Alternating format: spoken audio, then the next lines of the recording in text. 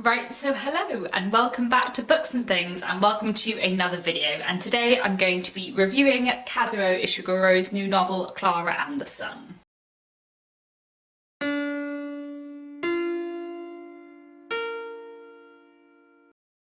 So this is Klara and the Sun, which came out a couple of weeks ago. I pre-ordered this. I very rarely pre-order anything, but I was so excited because Ishiguro is one of my favourite novelists, and this came in the post and I read it a couple of days ago and just absolutely loved it. I ended up reading this in one day. It is quite short and it is quite quick to get through, and it was really powerful, and just such a wonderful read. So I have lots of thoughts about this. So I thought I would make an individual book review of it, especially as I know that it was one of my most anticipated books, and also that a lot of you are looking forward to this or have been looking forward to this book as well. I'm going to make the majority of this video spoiler free. There are a couple of things I wanted to say about the ending, so there'll be like a couple of minutes at the end where you can stick around if you've already read the book, but otherwise I'll give you good warning before that moment comes, and the rest of the video will be spoiler free. As I've already said, Ishiguro is one of my favourite novelists. I've read all of his books, and I did an author spotlight on him a couple of months ago, which I'll link down below, where I talked about all of his previous novels and ranked them. Today I just wanted to talk about Klara and the Sun, so I'm going to talk a little bit about the premise and the plot. I'm going to talk about it a little bit in kind of comparison to other Ishiguro books, and then I'm going to talk about the things that I liked about it as well before I go on to talking about some spoilery stuff to do with the ending towards the end of the video. Klara and the Sun is a novel set in the sort of near future. It's never made clear how far in the future that it is set, but it feels to me like 50 to 100 years, not like 300 years. And we are following the character of Klara. Klara is an artificial friend. She is a AI, artificial intelligence in a robotic humanoid body, and she has been created for the purpose of being a friend slash toy for children and teenagers. So the general idea is that in this society, lots of teenagers or lots of wealthy teenagers have these artificial friends who kind of help them in their growing up and their social skills, help them with their studies, and also sometimes kind of help them with like chores and errands and that kind of thing.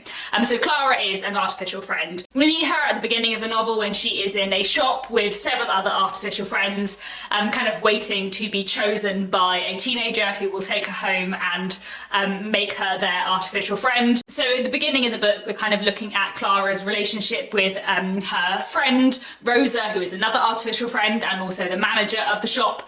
And then fairly near the beginning of the book, she gets selected, chosen and bought by a young girl called Josie. Josie is sort of 13, 14, and we know from the beginning that she is not very well, but we're not really sure why. And basically the book kind of goes on from there, looking at Klara as a character, looking at her relationship with Josie and Josie's mother, and her kind of observations on Josie and the others around them. And just a word about the title as well. All the artificial friends are solar powered, so they therefore kind of have a huge admiration for the sun, and Klara talks to the sun and kind of prays to the sun as though it is God, which I found quite an interesting kind of device throughout the novel. It is such an interesting novel, and it's such a powerful and beautiful novel, and I have so many thoughts and they're all kind of going around in my head. I feel like it's one of those books that the further away I get from reading it, the more I will love it, because I feel like there's so many like subtle intricacies that I'm still like mulling over in my head. I also feel like it's one of those books that I'll love even more on a reread, and I'm sure I will reread it at some point in the future. Like I said, I really love this. I would say that I don't think I love it quite as much as The Remains of the Day and Never Let Me Go, which are my two favourite Ishiguro books, but I did read them a long time ago and I've read them both twice, so I also feel like it's hard to compare. Maybe in 5 years time I'll reread this and love it as much as those two, but I think it could probably come in third, or maybe third joint with When We Were Orphans, which I love as well. I feel like it's pretty high up there in the Ishiguro ranking. It was a really wonderful read. So, some of the things that I loved about this book. One thing that I loved in this book, which I love in all of Ishiguro's books, is his amazing writing style, and especially his first-person narrative. I feel like he writes first-person just beautifully. He's got this narrative voice, which is somehow very distinctively his and very much Ishiguro's writing style, but also like feels incredibly specific to each individual character who writes about. So all the narrators of his novels feel distinct, even though they also have that just wonderful tone that he writes in that works so perfectly. There's something about his writing that is just perfectly pitched. I feel like there is never a word wrong. Klara as a character, being this artificial friend, this artificial intelligence, she is often kind of passive. She's not always an active participant in the story, though sometimes she is, but we're following what she's doing, but also so much of the time what she's seeing, what she's hearing, what she's overhearing, but all kind of filtered through her thoughts. And we also know from the beginning of the book that this is her kind of remembering something that happened in the past. These are her memories, so we kind of know that she's a bit of an unreliable narrator to a certain extent. One, because she is remembering things, but also because she doesn't necessarily understand everything that she hears and sees, and there are times when either we don't understand with her or we understand a bit more than her, which just works so well. And there's something about that kind of first-person narrative and the distance between the reader and Klara and between Klara and the action, which just works perfectly. Another thing which I really love in this book, and which I just touched on a little bit, is the way this book looks at memory. This is, I think, probably one of the reasons why Ishiguro is one of my favourite writers. I feel like every single novel that Ishiguro's written is about memory in some way, and I love that.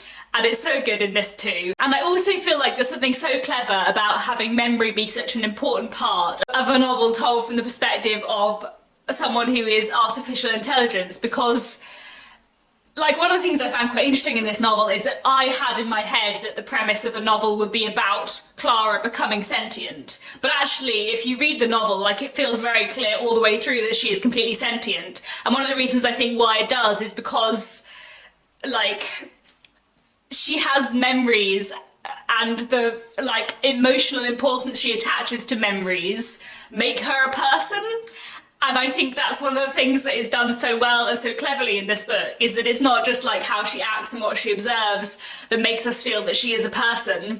I quite want to saying is human, but obviously she's not human. But I feel like it's also her memories and the importance of the memories and the way she can like shape her memories and tell a story within her memories, that's kind of what makes her a person, and I think that's really cool. Another theme that I did really enjoy in this novel is like what it means to be a person, and to what extent a person and like the secrets of being a person slash human is something internal, or is like how other people perceive you.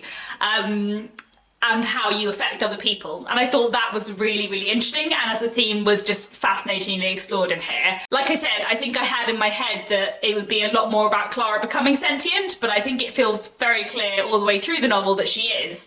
And the way that is explored, and the complexities of her emotions and her judgments and her observations and how other people perceive her and how she perceives herself, I just thought was really, really fascinating. As with all of Ishiguro's novels, I really enjoyed the characterization in this novel as well. I feel like Klara herself is a fascinating character.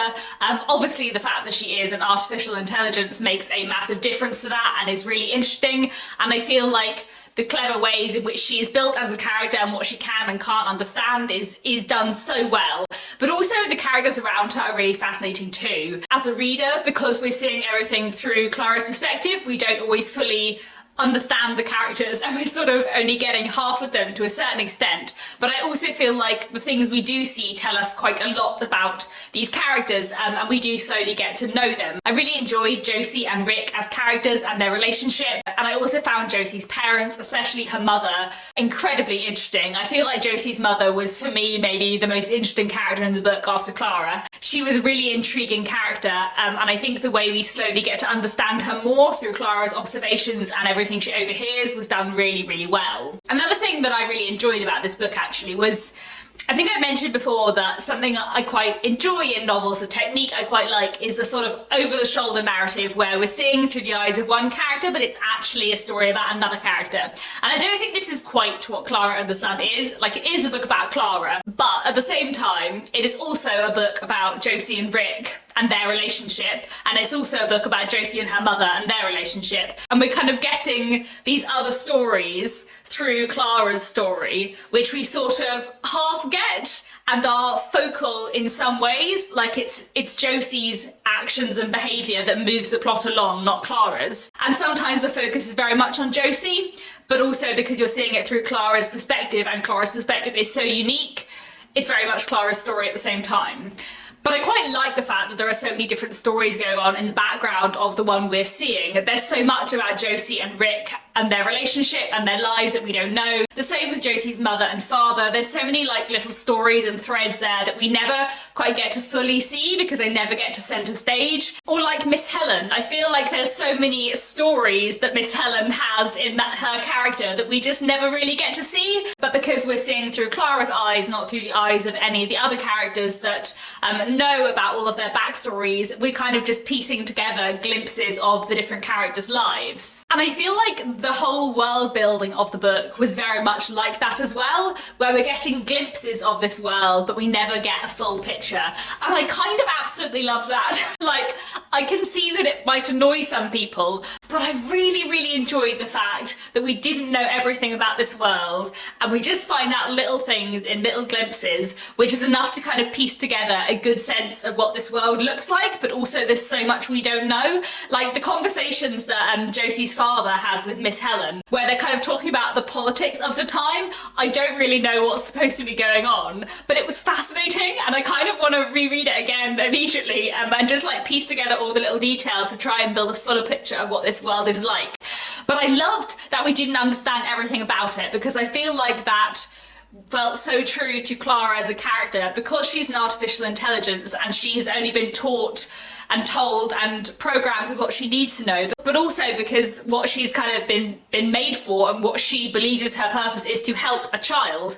So actually the politics and the things that the adults are worrying about is not something that she knows about and not something that she's thinking about, because it's not something Josie's thinking about. But through the things she overhears and observes, we do get to understand certain things about this world, about political and environmental problems that have happened, about technological changes, and kind of genetic modification and all of the different things that are going on in this world. But we never get like proper explanations. We just have to like pick up the clues as we go along through the book. And I just really enjoyed that. There was something about that technique that worked so well and made it feel so real, because there were sort of no explanations and we're just picking up the things that we overhear through Klara. That just felt completely believable and real to me, and made the world feel much realer than if I had been given all the details, which I loved. So as you may be able to tell, I really, really love Klara and the Sun. It's just such a powerful, beautiful novel, which really moved me, but in like a quiet, subtle, clever way, which I loved. Lastly, I do have a few things that I want to say about the ending of the book, so if you've read the book, please do stick around, and if not, so long, please read this book. I highly recommend it. So, things I wanted to say about the ending. I really, really liked the ending, but I feel like I didn't necessarily like the ending immediately after I read it, and then like 2 hours later I was like, actually, I feel like that was the right ending for the book. I feel like the ending and the narrative structure as a whole perhaps wasn't exactly what I was expecting it to be. I think I had in my head, like I said earlier, that the book would be about Klara kind of becoming more sentient, but actually I feel like Klara is always sentient and always has emotions, has feelings, has connections with other people.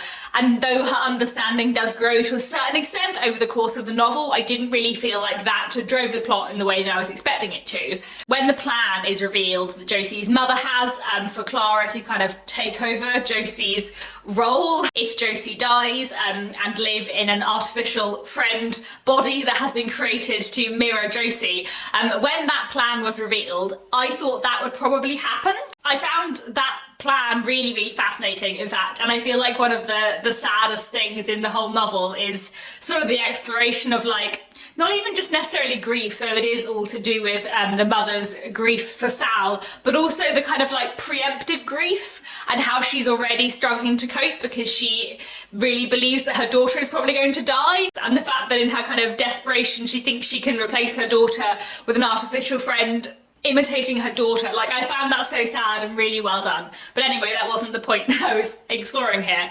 I thought that would probably happen.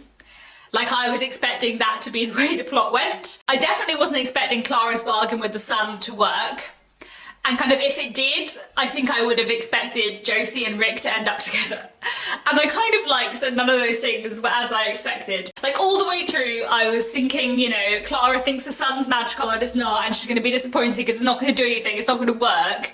But actually, something does work, and whether it's coincidence or whether it is some kind of magic, or maybe it is that in this society where Josie is kind of, you know, being taught from home and not going outside much, they all have terrible vitamin D deficiencies, which is making their health worse. I don't know, but I actually loved that Klara's bargain with the sun worked, because all the way through the novel I was thinking she doesn't understand.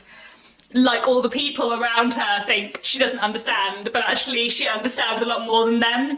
And she knows a lot of things that maybe they don't, which I really liked. I also kind of liked that Josie and Rick didn't end up together and just kind of stayed friends and went their separate ways in life, because I felt that was more believable, and I quite liked that. I don't know, I feel like the ending was a little bit anticlimactic. But I really liked that it was anticlimactic, because I feel like it made the novel a smaller story, but a more beautiful and profound and subtler story because it was smaller. And I feel like that's one of the things Ishiguro does really well, which is one of the reasons why I love Never Let Me Go as well, because it's, you know, there's a big story and a big thing going on here, but actually this is just a book about people. And I loved that. I thought it was so good. And the ending itself is sad, but I also like the fact that Klara doesn't have to become Josie and doesn't get switched off to be part of an experiment. I like the fact that Klara gets to sit in a junkyard and have her memories, because that's what she loves and that's what she treasures, because her memories make her a person, and that was cool. Hello, editing Katie from the future here. You know, I just wanted to add in something, because the more I think about Klara and the sun, the more thoughts I have, and the more like different theories I have about the ending. Because do we actually think that Josie survived, or do we think that Josie died and Klara, because of what Josie's father had done to her when they were trying to take down that machine, Klara wasn't like sufficiently able to take over the like Josie artificial friend and become Josie, and therefore actually Josie just died and the mother is like broken, and Klara just spends her life like retelling the story of what happened so that she can make it happier. I keep thinking about whether or not that's actually what happened, and it's all about like narrative unreliability. Because if you've ever read any Ishiguro before, you know that he really likes narrative unreliability, he really likes an unreliable narrator, and he really likes a complicated ending. And I've been thinking a lot about whether or not Josie actually lives, and whether or not the ending is what it seems. And I kind of like that I don't know. I kind of think that's fun. I kind of like the idea of Klara sitting in her junkyard thinking over her life and rewriting all the stories of her past. But then maybe it also just has the happy ending that it has, because obviously it's still like not a happy ending for Klara. I don't know. I have so many thoughts. This is one of the reasons why I love Ishiguro, because you could just keep thinking about his books forever. That's all I wanted to say. Back to Katie from the past. Basically, I thought it was great. I thought it was so great. I think that's all I have to say. I feel like this has been a slightly rambly review video, but you know, my review videos usually are. It's all fine. That's all for now. Please do let me know down in the comments if you've read Klara and the Sun. What did you think of it? Did you like it? I'm so curious to know. And that's all. Thank you very much for watching, and I'll be back very soon with another bookish video.